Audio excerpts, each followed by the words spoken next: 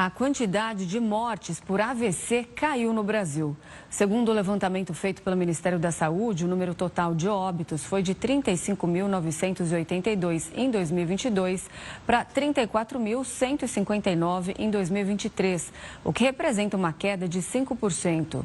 Dados preliminares revelam que, ao ser feita a comparação dos primeiros 5 meses de 2024 com o mesmo período do ano anterior, houve uma queda ainda maior, de 22%. Apesar disso, muitas pessoas continuam sendo prejudicadas pelas sequelas do acidente vascular cerebral.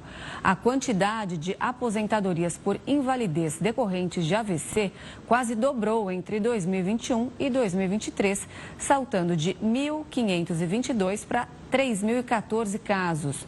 Uma ferramenta que ajuda a diminuir essas sequelas é a trombectomia mecânica. Em novembro, vai completar um ano desde que esse tratamento começou a ser oferecido pelo SUS. E para a gente entender melhor esse procedimento, a gente conversa agora com o Dr. Igor Pagiola, neurointervencionista do Hospital das Clínicas da Faculdade de Medicina da USP.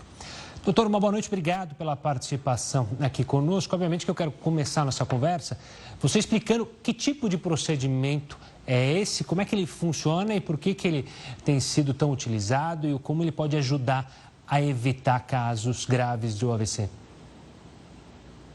Boa noite, Gustavo. Boa noite, Renata. É um prazer estar aqui com vocês hoje falando sobre esse assunto tão importante. Primeira coisa importante que a gente precisa entender é que a trombectomia mecânica ele é um procedimento para retirar o coágulo que foi feito dentro de uma artéria que vai levar sangue para o cérebro. E isso leva à decorrência a um AVC isquêmico. A principal causa dos AVCs, existem 2 tipos, o isquêmico e o hemorrágico, e o principal deles, o AVC isquêmico, é a oclusão de um vaso. E por isso a trombectomia é um procedimento tão eficaz em diminuir as sequelas dos pacientes que sofrem um AVC. É claro que é um procedimento extremamente difícil de ser realizado, feito por poucos profissionais e, como você bem falou, dia 24 de novembro de 2023, a portaria 1996 do Ministério da Saúde incorporou esse procedimento no Sistema Único de Saúde, mas nós estamos ainda implementando em alguns hospitais dentro do sistema público de saúde para atender ainda mais pacientes. Como você bem disse também, o AVC ele leva a grande incapacidade, muito mais do que óbito. E é isso que a gente tenta diminuir a incapacidade que os pacientes têm depois de um AVC isquêmico. Doutor, ele é um procedimento pouco ou muito invasivo? E uma outra pergunta que eu te faço é que o tempo de atendimento, de socorro às vítimas de AVC, ele é determinante para o pós? São 2 coisas muito importantes, sabe, Renata? A primeira coisa, a trombectomia mecânica é um procedimento minimamente invasivo, é um cateterismo que muita gente conhece, o cateterismo cardíaco, a gente faz também o cateterismo para chegar até os vasos do cérebro. Então, é um procedimento minimamente invasivo. E um outro dado muito importante, a gente consegue realizar esse tratamento de forma muito rápida, caso o paciente chegue no hospital.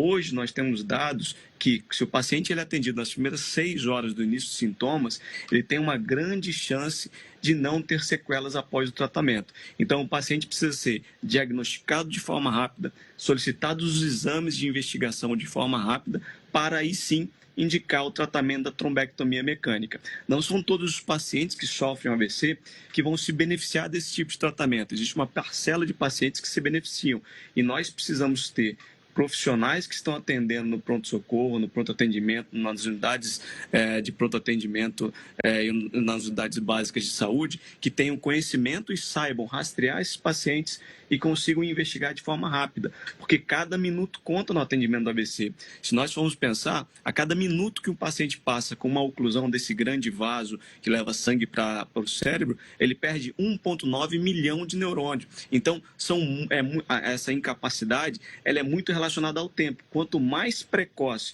o paciente ele é diagnosticado, ela recebe os exames diagnósticos de forma rápida e é indicado o tratamento de forma rápida, maior a chance dele não ter sequelas após um AVC. E nós estamos falando aqui do AVC mais grave possível, o AVC isquêmico, com uma oclusão de grande vaso. Esse sim é que se beneficia da trombectomia mecânica, esse tratamento minimamente invasivo que leva à retirada de um coágulo dentro de uma grande artéria que leva sangue para o cérebro. Então você precisa ter um reconhecimento rápido da população. Então, se a gente for pensar em números gerais, 1 a cada 4 pessoas na nossa convivência vai ter um AVC. Então, a conscientização da população é o primeiro fator primordial para que esse paciente chegue rápido no pronto-socorro. Então, você, como membro da sociedade, vendo um paciente que pode ter um AVC, tem que levá-lo rápido para o serviço de urgência para ele ser atendido de forma rápida e, se possível, se ele houver uma indicação, realizar essa trombectomia mecânica. Doutor, pegando esse gancho, justamente, como a gente pode observar e perceber que os sintomas são de um possível AVC e ir imediatamente para o hospital? Há maneiras de perceber isso? Gustavo, excelente pergunta. Sim, eu acho que algumas coisas importantes que ele tem que ter na nossa mente. Primeiro, o AVC ele é uma pandemia silenciosa. Todos nós já sabemos conhecer muito bem a Covid-19. Nós passamos agora pelo Outubro Rosa, onde todo mundo fala sobre o diagnóstico do câncer de mama. Começamos agora o Novembro Azul sobre o câncer de próstata. E nós precisamos ter o mesmo esforço da sociedade para a conscientização. No dia 29 de outubro, agora último, é o Dia Mundial de Conscientização do AVC. E isso é muito importante para que nós consigamos, como sociedade, aumentar o diagnóstico de AVC desses pacientes. E como é que, de uma forma muito rápida e direta, você que é leigo, que não é médico, possa suspeitar que alguém, às vezes, no seu trabalho, na sua família, algum amigo está sofrendo AVC e você precisa agir de forma rápida. Então, você pode lembrar de um método mnemônico chamado SAMU. Então, você lembra do SAMU, o S do SAMU é o sorriso, o paciente dá um sorriso, ele tem um rosto diferente de um dos lados, então um dos lados do rosto vai ficar caído quando ele dá um sorriso, é um sinal que ele pode estar tendo um AVC. O A é o A de abraço, ele pede para tentar abraçar um dos braços, não levanta para dar esse abraço, é um outro sinal que o paciente pode estar tendo um AVC. O M do SAMU, de música ou mensagem, ele não consegue falar ou emitir sons, ou não consegue compreender aquilo que você fala, também pode ser um sinal de AVC. E aí o 1, lembre de ligar com urgência para o 192 para você ser atendido de forma rápida e ser levado para um pronto-socorro para ser atendido e rastreado por um profissional de saúde para ser tratado de forma rápida. Então lembra, aquele paciente que tem uma dificuldade de mexer um dos lados do corpo, tem um desvio do sorriso, é um outro sinal que o paciente pode estar sofrendo um AVC, ele não consegue falar ou não consegue compreender aquilo que a gente fala com ele, é um outro sinal. É claro que existem outros sinais que são menos comuns, mas você conhecendo esses sinais, você vai conseguir suspeitar de um AVC de forma rápida e levar esse paciente para um serviço de urgência capacitado para atender o paciente que está sofrendo um AVC.